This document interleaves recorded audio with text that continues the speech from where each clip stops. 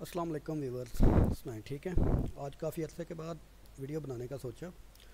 मैं आया हुआ था ऑफिस में कि चलें आज जाके मार्केट एनालाइज करते हैं।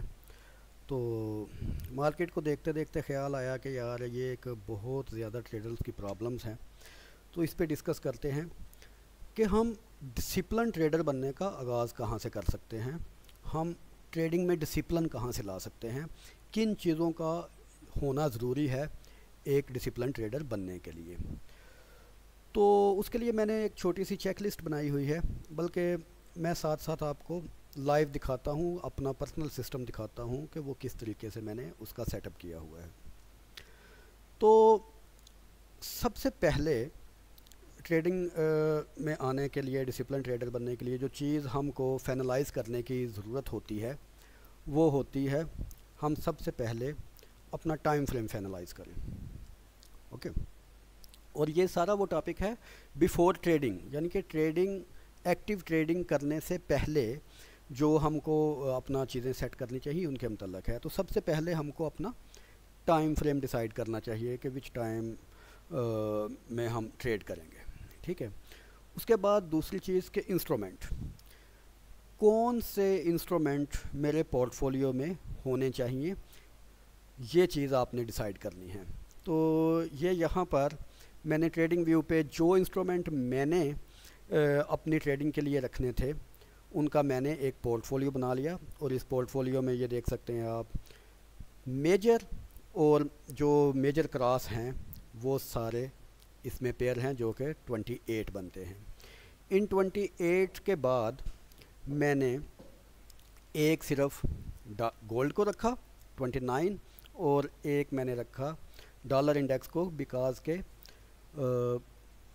करीब करीब 85% जो ट्रेड है वो डॉलर में होती है। तो इस तरह मेरा एक स्पेसिफिक हो गया पोर्टफोलियो जो कि जिसमें सिर्फ और सिर्फ फॉरेक्स ही है।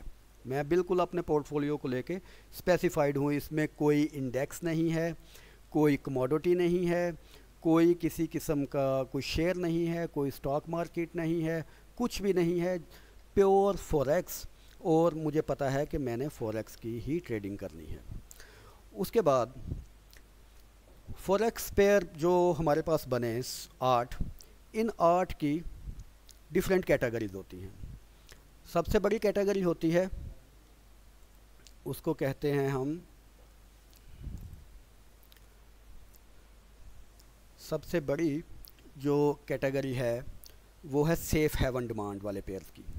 सेफ़ हेवन डिमांड वाले जो इंडेक्सेस हैं, जो करेंसीज़ हैं, वो होती हैं सबसे ज़्यादा डिमांड में, और उनमें 3 करेंसियाँ हैं सेफ़ हेवन में, dollar index, CHF and JPY। इन करेंसियों का सेफ़ हेवन का मतलब ये है कि जब भी दुनिया में हालात ख़राब होंगे, जब भी दुनिया में कोई जंग की सिचुएशन होगी या कोई हादसा होगा जिसका पॉलिटिक्स के साथ तल्लक होगा, जिसका सियासियात के साथ तल्लक होगा, तो ये जो 3 पेयर हैं, जब भी इस तरह का कोई इशू बनेगा तो इन 3 पेयर्स में बढ़ोतरी आएगी, ये 3 पेयर बूस्ट करेंगे। और उसके बाद जो दूसरा हमारे पास कैटेगरी है वो है dollar back. Dollar back basically जो यूरो की 2 मेन करेंसियाँ हैं वो हैं, ये सीधा सीधा इनका डॉलर के अगेंस्ट इन्होंने जाना होता है कि अगर डॉलर इंडेक्स में इजाफा हो तो इनमें कमी होगी, और अगर डॉलर इंडेक्स में कमी हो तो इनमें इजाफा होगा, ठीक है। उसके बाद तीसरा जो हमारे पास कैटेगरी आ जाती है वो आ जाती है कमोडिटी ड्रिवन्स। कमोडिटी ड्रिवन से मुराद के वो करेंसियाँ जिनका ताल्लुक नेचुरल रिसोर्सेज से है। नेचुरल रिसोर्सेज में ऑयल, गैस, गोल्ड और जितनी भी ज़रूरी अजनास या ये वाली चीज़ें हैं ये सारी आ जाती हैं। तो ये 3 कैटेगरी की हमारे पास करेंसियाँ हैं, इन तीनों को हमने डिफरेंट कर लिया और इन तीनों को हमने अलग-अलग कैटेगराइज कर लिया।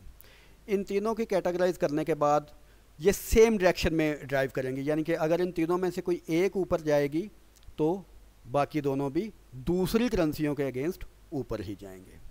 आपस में इनका कोई फ़र्क हो सकता है लेकिन दूसरी करेंसियों के अगेंस्ट ये ऊपर ही जाएंगे। ओके, उसके बाद इनकी सेम मूव हो गई, ये कैटेगरी हो गई हमारी सेम मूव वाली करेंसियों की भी। अब सेम मूव को हम ऐसे कर सकते हैं कि अगर हमने किसी एक टाइम फ्रेम में किसी एक सेम मूव पेयर पे ट्रेड ली हुई है, ठीक है, तो हम दूसरे पे ना लें। इस तरीके के साथ हम इन चीज़ों को मज़ीद कैटेगराइज कर सकते हैं। उसके बाद ये पोर्टफोलियो लिस्ट, इन सब को मिक्स मैच करके हमने ये पोर्टफोलियो लिस्ट बना ली। और पोर्टफोलियो लिस्ट के बाद जब हमने एनालाइज कर लेना है तो एनालाइजिस में हमने एक एक्टिव लिस्ट बनानी है, ठीक है। एक्टिव लिस्ट में तमाम के तमाम वो करेंसीज होंगी जिनका एनालाइजिस हमको मुकम्मल तौर पे मिल गया, किसी भी डायरेक्शन में उनका एनालाइज मिल गया। और आगे उनको हम 3 कैटेगरीज में करेंगे, जिनमें पोजीशन एक्टिव हो जाएगी, जिनमें ट्रेड एग्जीक्यूट हो जाएगी, उनकी एक अलग कैटेगरी होगी। जिनमें ट्रेड पेंडिंग रहेगी, हमारा पेंडिंग आर्डर लगा हुआ होगा, उनकी एक अलग कैटेगरी रहेगी। और जिन ट्रेड्स को हमने अलर्ट पे रखा होगा, उनकी एक अलग कैटेगरी रहेगी। इस तरह हम मज़ीद क्लियर हो गए और हमारा सिस्टम मज़ीद क्लैरिफाई हो गया कि हमने किस तरीके से अपनी मैनेजमेंट है, पोर्टफोलियो है, जो उसको मैनेज करना है, ठीक है। उसके बाद ये करने के बाद हम ऐसा करेंगे कि हम उसके बाद मनी मैनेजमेंट और टाइम डिविजन्स में जाएंगे। सबसे पहली बात तो ये है कि आप अगर किसी एक टाइम फ्रेम के साथ स्पेसिफाइड हैं तो उनके साथ ही स्पेसिफाइड रहें, अपना टाइम फ्रेम ना बदलें। लेकिन अगर आपको बदलना पड़ता है तो मैंने ये देखें अपने पूरे पोर्टफोलियो को डिफरेंट टाइम पेयर्स में भी डिवाइड कर दिया हुआ है। और साथ में जिन जिन मेजर कैटेगरीज को मिला के उनके पेयर्स बने हुए हैं वो भी मेंशन कर दिए हुए हैं। मसलन ये मेजर करेंसीज और कमोडिटीज़ करेंसी हैं, यानी कि जिनमें डॉलर और कमोडिटीज़ के पेयर बने हुए हैं, जिनमें यूरो यूएसडी, उसके बाद एक गोल्ड और उसके बाद सेफ हेवन। और इनको मैंने 5 मिनट में, यानी कि इन 3 पेयर्स को मैंने 5 मिनट में ही ट्रेड करना है। उसके बाद GBP USD and USD CAD, इन 2 पेयर्स को मैंने हमेशा 15 मिनट में ही ट्रेड करना है। उसके बाद यूरो जीबीपी, और ये वाली जो कैटेगरी है ये 1 आवर वाली कैटेगरी आ गई। और उसके बाद ये आ गई 4 आवर वाली कैटेगरी।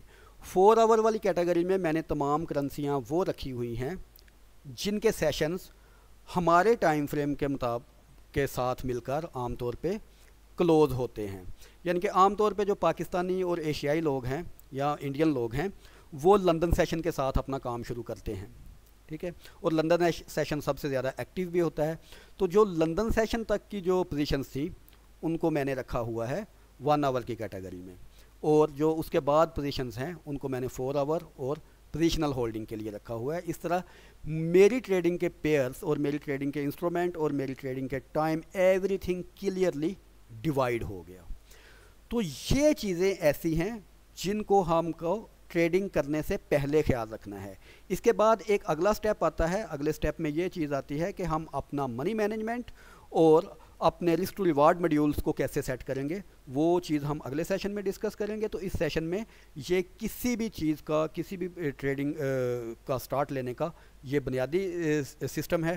पहले इसको अंडरस्टैंड करें, ये डिसिप्लिन ट्रेडर बनने की तरफ आपका बिल्कुल पहला स्टेप हो सकता है।